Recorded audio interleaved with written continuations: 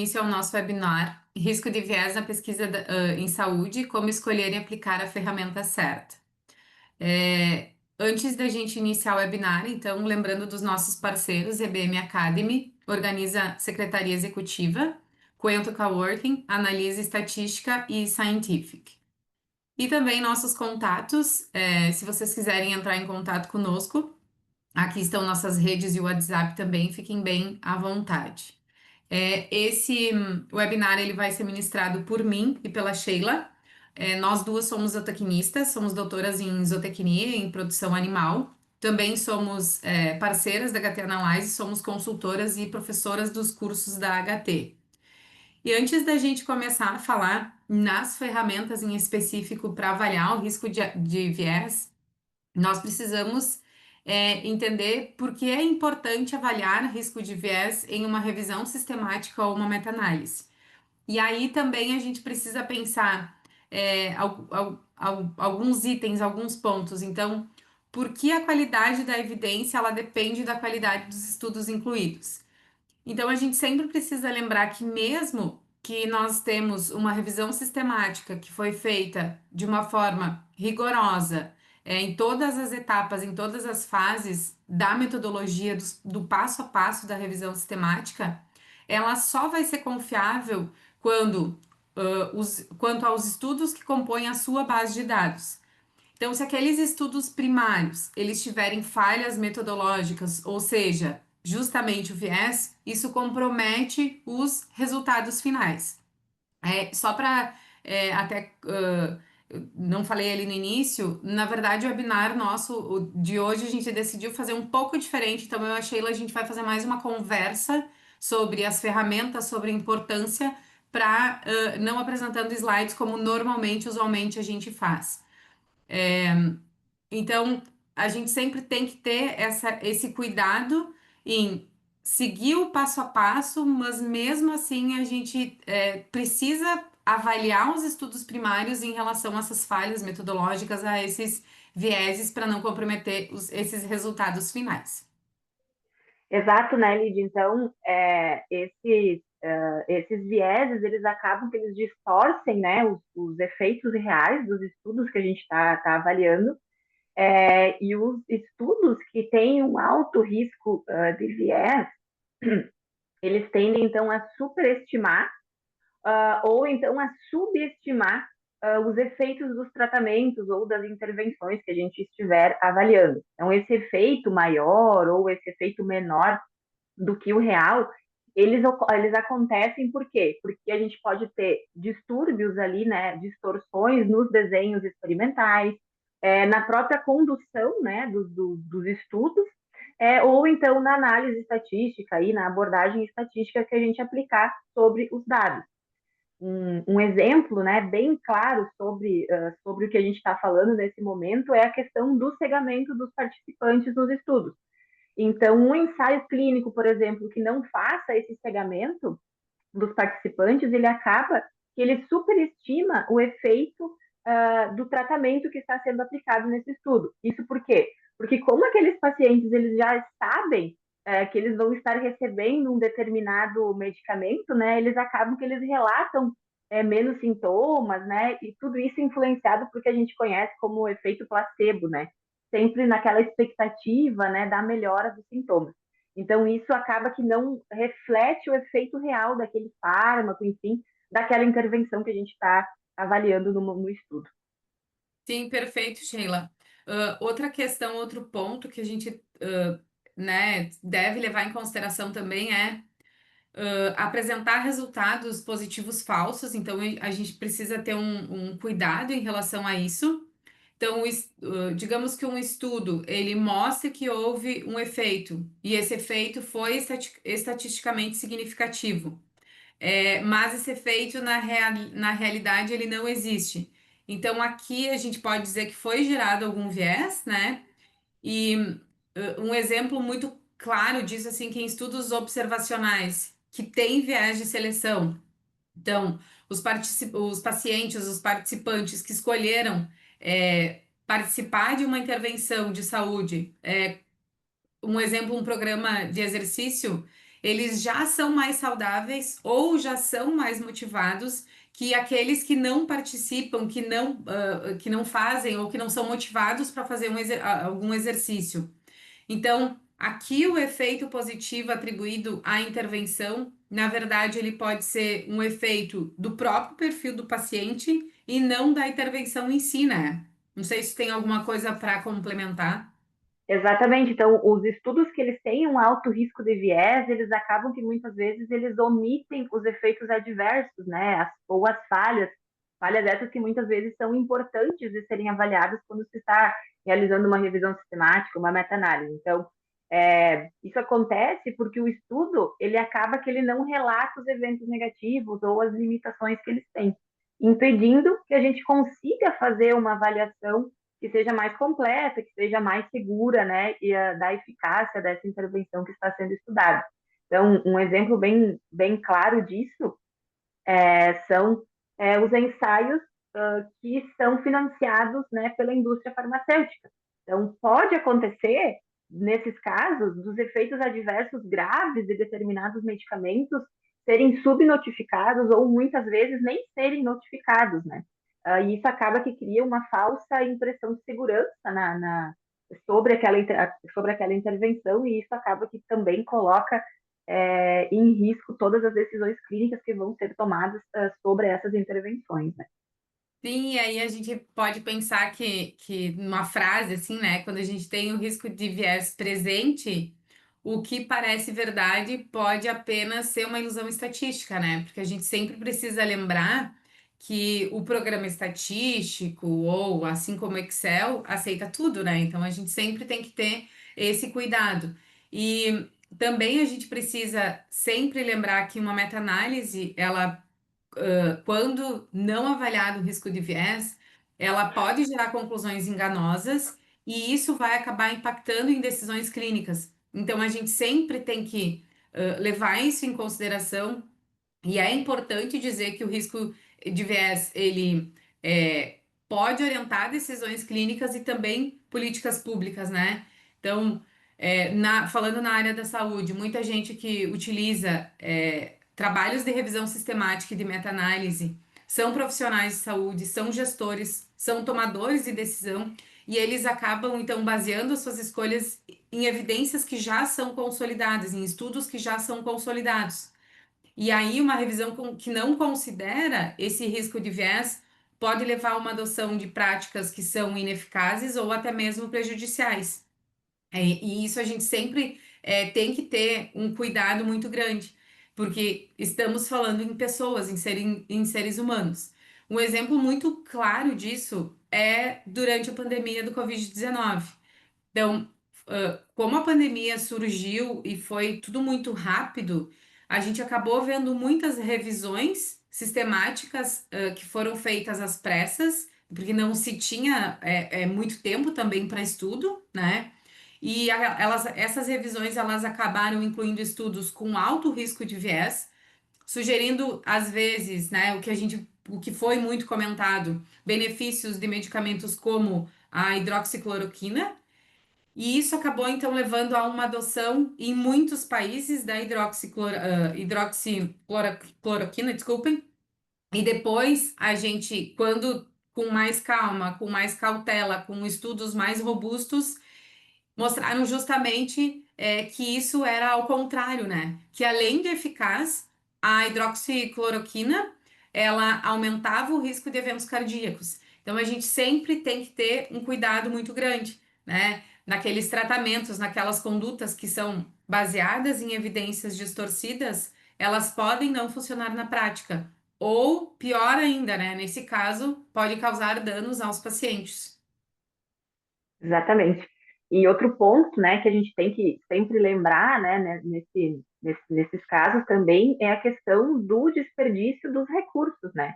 Então, quando as políticas públicas, né, ou compras governamentais, elas são baseadas em estudos enviesados, né, que não tem esse cuidado da avaliação do risco de viés, sempre se corre o risco de se estar investindo um dinheiro, né, um grande volume de dinheiro, de Uhum. tempo e também de pessoal, né, em algo que não vai gerar resultados que são Claro. confiáveis, né? Resultados concretos.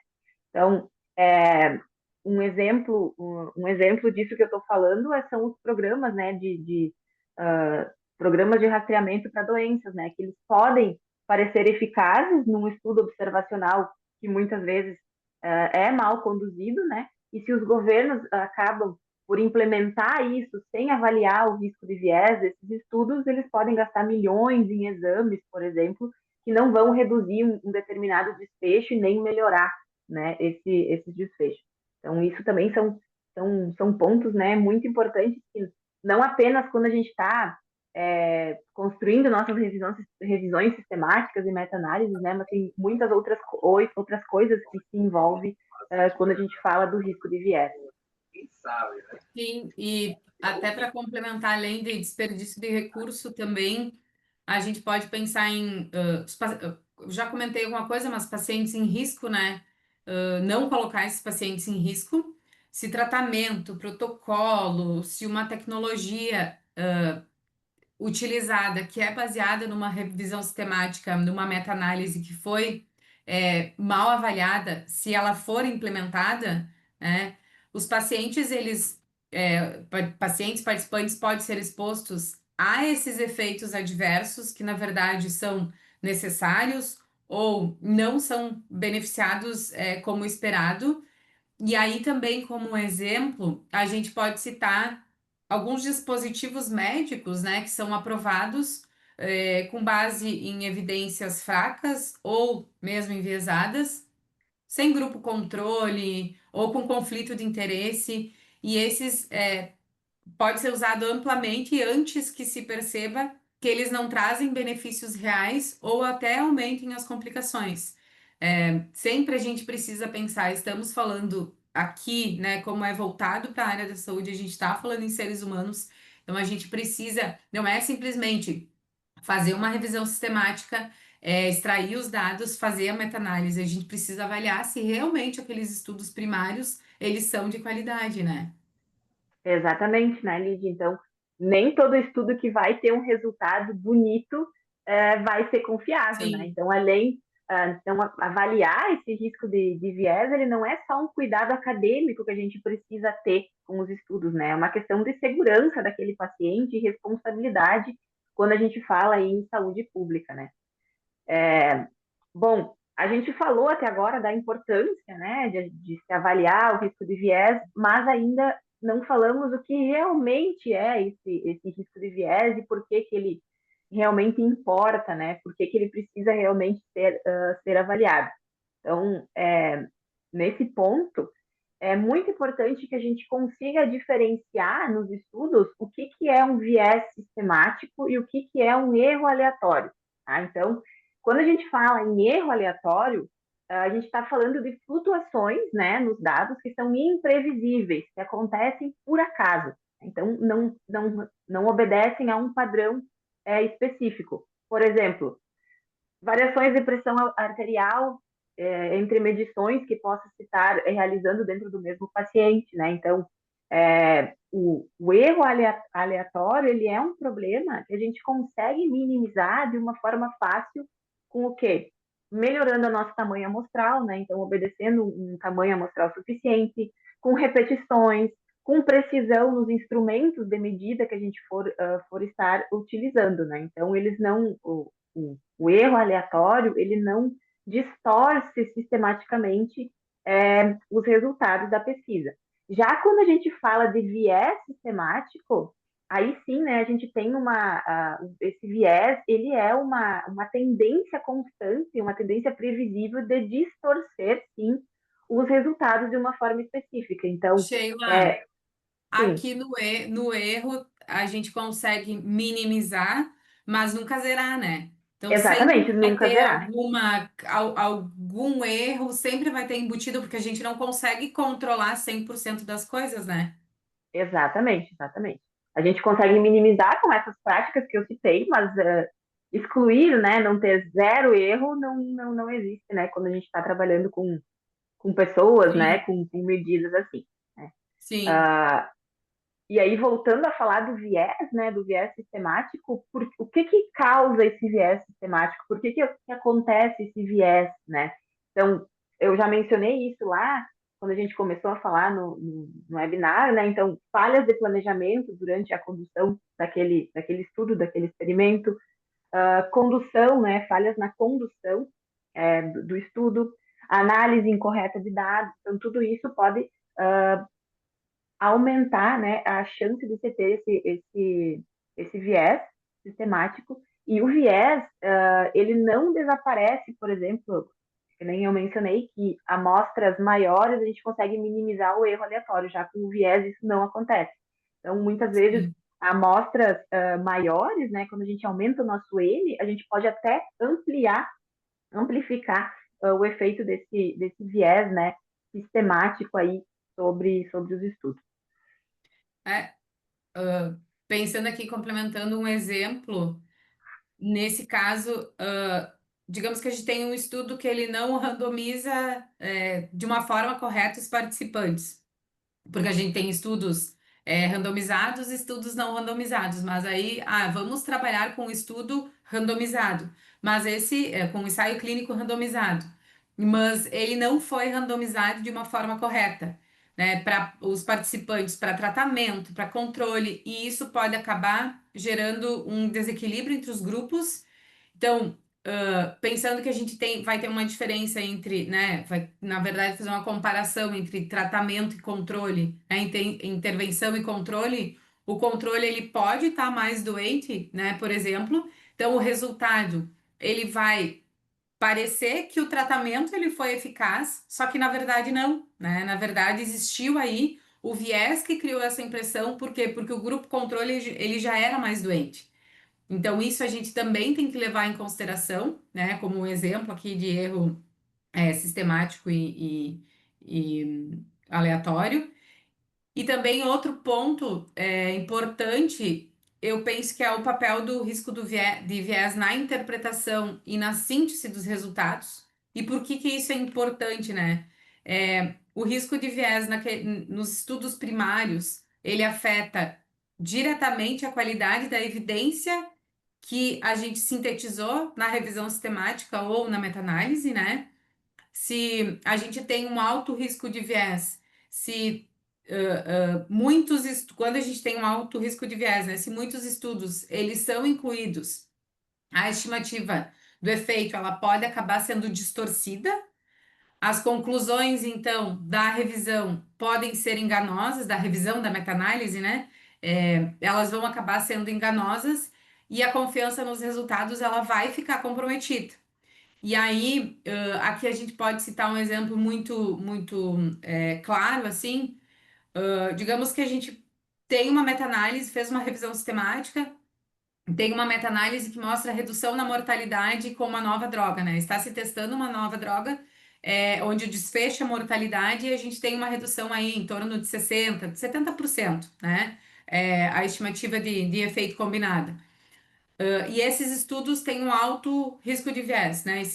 Os estudos primários. O resultado, ele não vai, ele não deve, né? Não pode ser aceito com forte evidência por mais que eu tenha um p-valor significativo. Então, isso a gente tem que ter sempre muito claro, né? Da importância do porquê avaliar o risco de viés. Né? Isso desde lá do início da nossa fala, é tudo do porquê se deve avaliar o risco de viés nos estudos primários.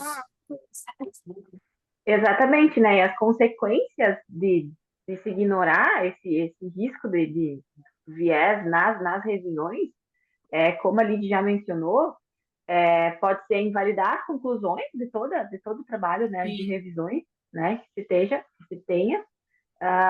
E aí, mesmo que aquela revisão ela esteja apontando um benefício, esse benefício pode ser que não seja real, né? Então, ele não pode ser aceito, não pode ser utilizado. Então, outro ponto também, outra consequência, são as recomendações clínicas muitas vezes equivocadas, quando um tratamento, né, é incorporado a protocolos de uma forma prematura, né, sem avaliação correta. E também a gente pode ter a perda da confiança. Então, quando um erro ele é percebido, acaba que prejudica toda a credibilidade daquela revisão, né, que está sendo avaliada. Então, além disso, também temos as decisões clínicas e políticas ruins, né? Então, como a Lidy já mencionou anteriormente, o caso, né, da Covid-19, né, da hidroxicloroquina. Outro exemplo também que a gente pode citar aqui são as inúmeras dietas, né, milagrosas que com muita Sim. frequência aparecem, né, na mídia e prometem muita coisa e não entregam nada, né? Então, isso também E é um, muita é um gente claro ainda acredita que, né, é milagrosa. exato que vai funcionar, né? E aí acaba que se baseia nesses estudos que não têm essa avaliação criteriosa, né? E isso acaba que é uma consequência muito, muito forte de não se avaliar o viés.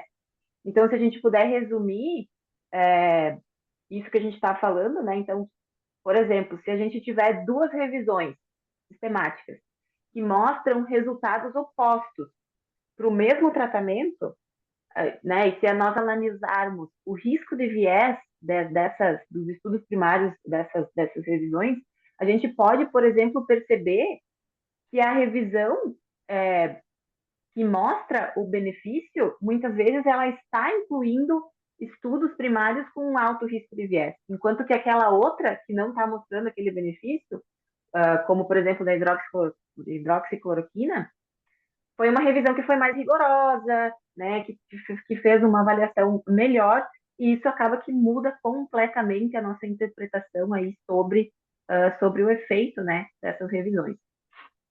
Até estava. Aqui a gente só citou a questão da pandemia, do Covid, porque é algo Uhum. que Marcante, pouquíssimo né? Marcou tempo, muito, né? mas marcou muito, né? É. Ultimamente, o que se fala muito também, né? A questão das injeções para diabetes, enfim, né? Das canetas. A gente vê muita reportagem, e aí, se a gente for pesquisar até a relação com a gravidez, né? Eu até fui pesquisar, ontem comecei a pesquisar ver se tinham revisões temáticas, meta-análises, então.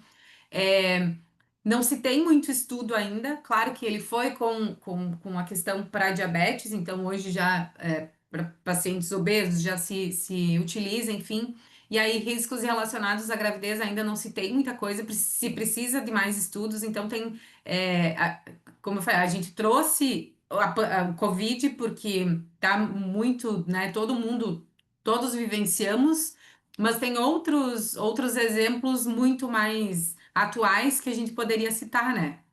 E eu, como gosto bastante das frases, assim, eu sempre tenho que pensar que o risco de viés, ele não é um detalhe metodológico, né? Ele é o que separa uma evidência confiável de uma conclusão ilusória. Então, por isso, da importância da gente trabalhar, avaliar risco de viés, e a gente sempre pensando nas consultorias que a gente dá, né?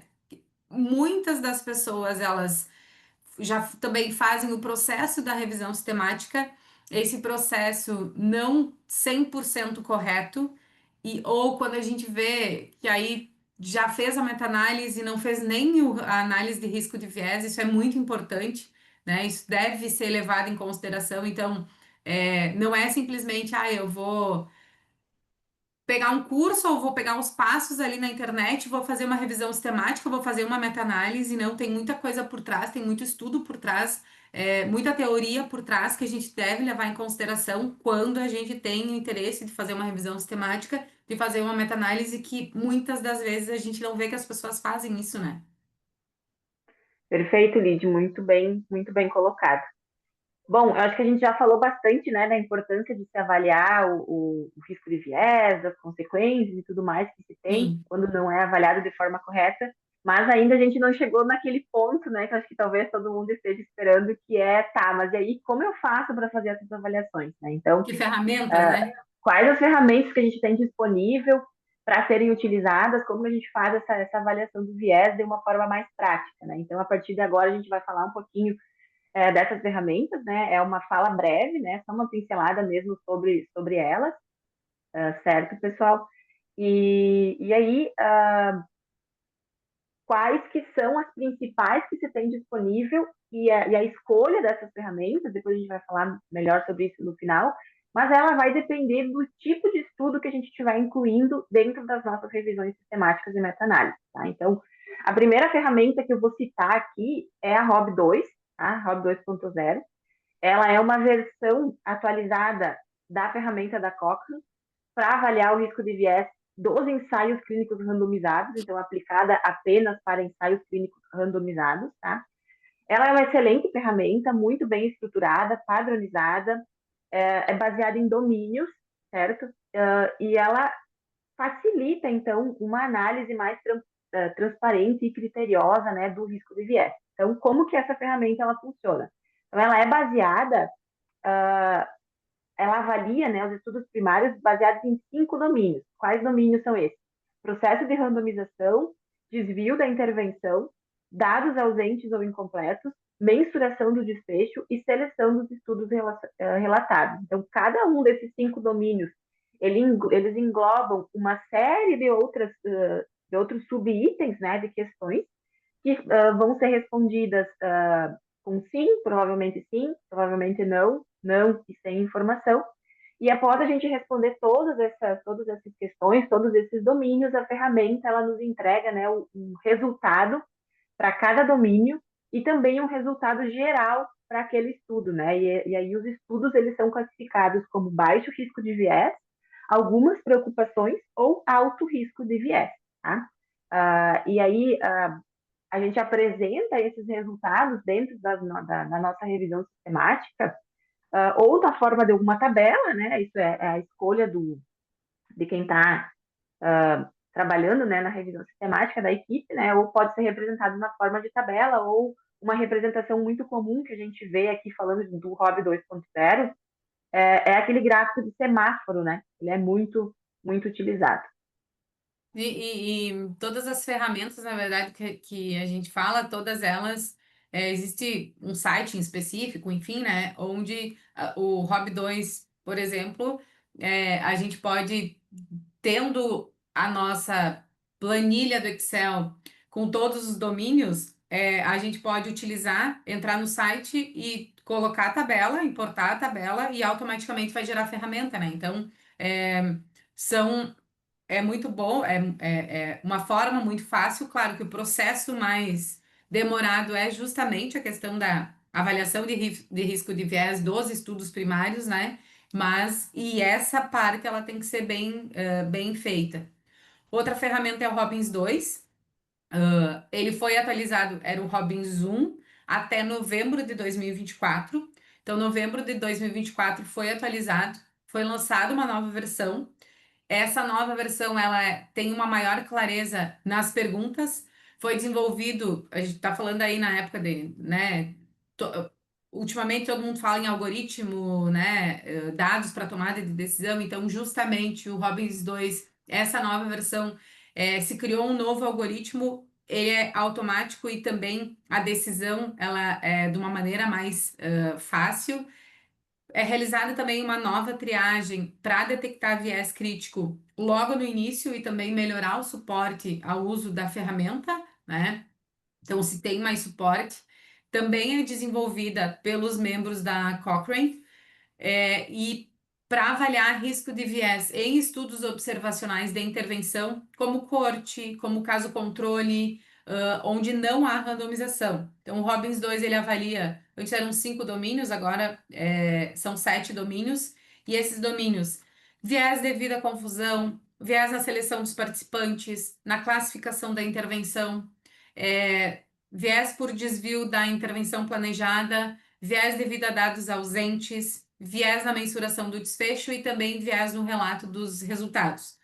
Então, que o Robbins 2, como que funciona, né? Após se responder essas perguntas, que são as perguntas que a gente chama de sinalizadoras para cada domínio, o estudo ele vai receber, cada estudo primário vai receber uma classificação. Pode ter baixo risco de viés, risco moderado, risco sério, risco crítico e também sem informações suficientes. Então, é um resumo sobre Rob 2, né? Quem ainda utiliza Robbins Eye, né? A gente chama de Robbins Eye, não utilizem mais. Porque as revistas já estão solicitando, quando se utiliza Robbins AI, eles estão pedindo para retornam o trabalho justamente porque já existe Robbins 2. Outra ferramenta também é a escala de Newcastle, a que a gente conhece como NOS, né? Então, ela é uma ferramenta para avaliar a qualidade metodológica de estudos observacionais de coorte e caso controle, tá? Então, a NOS, ela avalia três grandes domínios, cada um também com subitens, e aqui as notas são dadas no formato de estrelas. Então, cada estudo primário ele pode ganhar até 9 estrelas no total. E aí, os domínios aqui são seleção, comparabilidade e desfecho ou exposição. Tá? E a interpretação aí vai variar conforme o número de estrelas, né, que aquele trabalho, aquele estudo recebeu.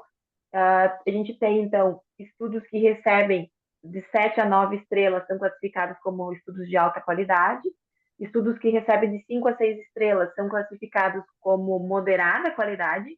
E estudos que recebem até 4 estrelas são classificados como baixa qualidade. Tá? Então, e a forma de apresentar os resultados aí também é semelhante às demais ferramentas. Amstar 2 é uma outra ferramenta. E aí, a Amstar a gente utiliza para avaliar a revisão sistemática, que inclui ensaio clínico randomizado ou estudo observacional, né? Então, consiste em 16 questões, também organizadas em domínios-chave. Então, gera uma classificação qualitativa. Quando a gente tem uma alta confiança, então, o que que significa, né? Quando a revisão ela é bem conduzida, não existem falhas críticas. O segundo, confiança moderada, quando existe uma falha que ela não é considerada crítica e acaba não afetando as conclusões. Outro resultado, né, que a gente pode ter, outra classificação é baixa confiança, quando a gente tem uma falha crítica, e aí os resultados eles podem ser problemáticos. E a outra classificação é a confiança criticamente baixa. Então, é quando a gente não pode confiar nas conclusões e quando se tem duas ou mais falhas críticas. Outra ferramenta que a gente tem também é a Quadas 2, tá? Então, ela é uma ferramenta padronizada para avaliar a qualidade metodológica e risco de viés de estudos que avaliam a acurácia de testes diagnósticos, tá? Essa ferramenta é dividida em 4 domínios e para cada uma, então, avaliando quanto ao risco de viés e também a aplicabilidade dos resultados. Então, ela avalia essas duas frentes. E a última ferramenta que a gente traz para vocês é o JBI. O JBI é um instituto australiano. Ele desenvolveu uma coleção de ferramentas específicas para avaliar para avaliação crítica de diferentes tipos de estudos científicos, incluindo estudos qualitativos, estudos transversais, estudos de prevalência, estudos de séries de caso, estudos econômicos também. E pode também ser utilizado quando a gente tem uma revisão que inclui estudos em diversos delineamentos. Então, o JBA ele é um checklist, tem entre 8 a 14 itens, e aí a quantidade de itens depende muito do tipo de estudo, que abordam questões relacionadas ao delineamento, ao desenho do estudo, né? Métodos de seleção, métodos de recrutamento, controle de fatores de confusão, clareza na definição, da intervenção e dos desfechos também. Outro ponto é a análise estatística adequada, a transparência na apresentação dos resultados. Então, dependendo do tipo de estudo, é que a gente vai utilizar um JBI com menos ou mais itens dentro do checklist. Então, a gente sempre tem que pensar qual é o tipo de estudo, né? E qual a ferramenta que a gente vai utilizar. Tem alguma coisa para complementar, Sheila, em relação a isso? Não, era exatamente isso que eu ia falar, né? Que a pergunta, muitas vezes, mas qual é a melhor ferramenta a ser utilizada, né? A resposta sempre precisa ser, depende do tipo de estudo que está sendo Sim. avaliado, né? Então, primeiramente, a gente precisa identificar o estudo primário que vai ser avaliado e então escolher a ferramenta específica que vai ser aplicada para avaliação. Sim, e também a gente sempre pensando que o tipo de estudo é o que determina a ferramenta que a gente avalia, a gente tem que ter muito cuidado para não utilizar uma ferramenta errada, né? E isso vai acabar, digamos que também chamado de checklist genérico, né? Que pode não cobrir alguns aspectos importantes de determinados delineamentos, e isso vai acabar gerando avaliações incompletas e conclusões erradas. Então, se eu utilizar, né, uma ferramenta de ensaio clínico randomizado para avaliar um estudo observacional, eu vou acabar ignorando riscos que são cruciais, como o viés de confusão, né? Então, é um exemplo, o viés de confusão, né? Então, a gente precisa utilizar aquela ferramenta específica para aquele estudo, justamente para aumentar a precisão, aumentar a confiabilidade da nossa revisão sistemática, da nossa meta-análise. E claro, Sim, né, hoje os revisores de revisão sistemática e meta-análise, eles sabem, né, uma das primeiras coisas, quando não é nem citado uma ferramenta no estudo, no artigo, eles vão perguntar, tá, mas qual foi a ferramenta utilizada, né? Então, não foi nenhuma ferramenta utilizada. Então, quer dizer que a tua revisão sistemática, a tua meta-análise, principalmente a revisão dela, não foi feita, da maneira correta que ela deve ser feita, porque é importante, devido a todas as importâncias que a gente falou, avaliar, utilizar algum tipo de ferramenta para avaliar risco de viés. e falando de aplicabilidade dessas ferramentas, né? Então, tem muitas dificuldades que a gente pode Sim, estar enfrentando quando a gente começa a aplicar essas ferramentas nos estudos primários.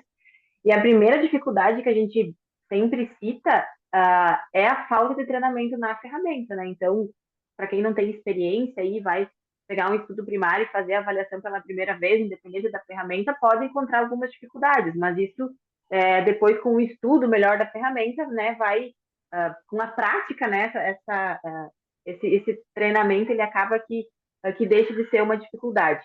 Outra claro, né, questão, Sheila? Ah, aqui na questão do treinamento também, a gente sempre tem que pensar, claro que se tem, quanto mais a gente pratica, mais a gente aprende, mas lembrando, né, que assim como na revisão sistemática, num trabalho de revisão sistemática e meta-análise, a parte da revisão, de todos os passos da revisão é o mais demorado, né, o que a gente demanda mais tempo, não é na parte estatística, né? E aí, claro, que por mais que a gente faz um treinamento da ferramenta, a gente vai ter que olhar artigo por artigo, todos os itens, né? sim, E às uhum, vezes a gente está falando aí de revisões que tem um grande número de artigos. Então a gente sempre tem que lembrar disso, né? Não adianta a gente pegar simplesmente e querer, eu vou fazer e vou fazer rápido. Não, isso tem que ser colocado na programação do tempo, né? No cronograma do tempo que a gente vai levar para desenvolver essa revisão sistemática seguida ou não de meta-análise, enfim, só para complementar, né? sim, perfeito. Outra questão também é a questão da ambiguidade nas respostas, então a gente precisa diferenciar quando estiver utilizando as ferramentas o eu não sei do ou não está claro naquele trabalho, né? Então, quando as informações elas não estão claras para a gente responder aos domínios, a gente precisa buscar as informações, né? Então, informações adicionais do estudo, como protocolos, contatar os autores quando isso for possível, né? E caso não haja dados disponíveis para a gente fazer essa avaliação com, com, com segurança, a gente precisa classificar, então, como um risco incerto aí e justificar, né, esse risco. Além Sim. disso, outra questão também importante de mencionar é a diversidade dos desenhos dos estudos dentro da mesma revisão. Então, eu posso ter dentro da minha revisão sistemática ensaios clínicos randomizados, estudos observacionais. Então, dependendo aí da revisão que eu estiver trabalhando, eu posso precisar utilizar múltiplas ferramentas, né, específicas para cada estudo primário. Então, não vou escolher uma única, a não ser que eu esteja trabalhando, estou trabalhando só com ensaios clínicos randomizados. Aí sim, mas, se não, eu posso ter múltiplas ferramentas de avaliação do risco de viés dentro da mesma revisão, tá? E aí, uma outra questão também que a Lid já mencionou, mas é importante da gente reforçar é o tempo elevado para que a avaliação seja feita como ela precisa ser e da forma detalhada como ela precisa ser, né? Então, aqui, essa é uma etapa da revisão sistemática que ela precisa ser realizada aos pares, né? E tem que se ter esse consenso entre os avaliadores aí para se aumentar a eficácia e a qualidade. Então, dependendo aí do número de estudos que forem compor essa revisão, realmente toma muito tempo, né? Mas é muito importante de ser avaliada e ser muito bem avaliada. Então, vale a pena se investir tempo no uso dessas ferramentas. Sim, e aqui falando em aos pares, assim como toda a questão da revisão sistemática, extração de dados, enfim, e também aqui trabalhando com as ferramentas, a questão dos pares é aos pares mesmo, né? Porque a gente também vê estudos onde, se tem 50 artigos, pega 25 ou 25 não, isso não é o que tem na metodologia, né? A metodologia, ela realmente precisa ser aos pares por duas pessoas, todas, ah, incluindo ou excluindo, né, os 50 estudos, a questão das ferramentas também depois, ler todos os estudos, extrair os dados, então também é aos pares. Essa questão de risco de viés, a ferramenta, a avaliação da ferramenta também é aos pares, e ter outra pessoa para, se tiver discordâncias, para se conversar, né? Ou mesmo as duas pessoas entrarem no consenso. Então, isso é muito importante. A escolha da ferramenta, então, e a aplicação cuidadosa dela, né, são o que transforma os dados brutos em evidências confiáveis, nas conclusões realmente que são confiáveis. E a força de uma evidência, né? A gente pode dizer que ela está na qualidade dos estudos que sustentam essa evidência. Então, avaliar o risco de viés, ele não é apenas um detalhe técnico dentro do processo de revisão sistemática, ele é uma etapa essencial, né? Conforme já foi falado, para garantir que as conclusões, né? Que as decisões clínicas, e voltando também na questão de políticas públicas, elas estejam baseadas em resultados confiáveis e eticamente sólidos. Imaginem, né, a indústria contrata muita revisão sistemática e meta-análise, e aí a indústria contrata, se faz um trabalho, ou se a própria indústria faz um trabalho de revisão sistemática e meta-análise, onde se tem conclusões equivocadas. Imagina o prejuízo, né, que a própria indústria pode ter, ou as pessoas também podem terem. Então, das ferramentas citadas, todas, elas não são apenas checklists, elas são instrumentos de rigor científico e a gente precisa utilizá-las da maneira correta. Exatamente. Quando a gente aplica essas ferramentas com a atenção que elas precisam receber, então a gente está protegendo os pacientes muitas vezes de práticas ineficazes ou perigosas, né? A gente está garantindo que os recursos eles estejam sendo bem direcionados, aumentando a credibilidade da nossa revisão sistemática e também contribuindo, é claro, para uma ciência que é mais transparente, que é mais robusta e que é mais justa, né? Então, a gente sempre precisa nos lembrar que uma revisão ela é tão forte quanto os estudos que estão incluídos nela, né? Então, e tão confiável quanto a sua avaliação crítica, né? Então, isso é um ponto aí que a gente precisa ter total atenção e nos doar realmente, né, a esse momento aí de avaliação dentro da nossa revisão, porque vai valer a pena depois nas nossas conclusões. Sim. Basicamente, o que a gente tinha sobre risco de viés era isso para apresentar, né? Estamos bem no tempo.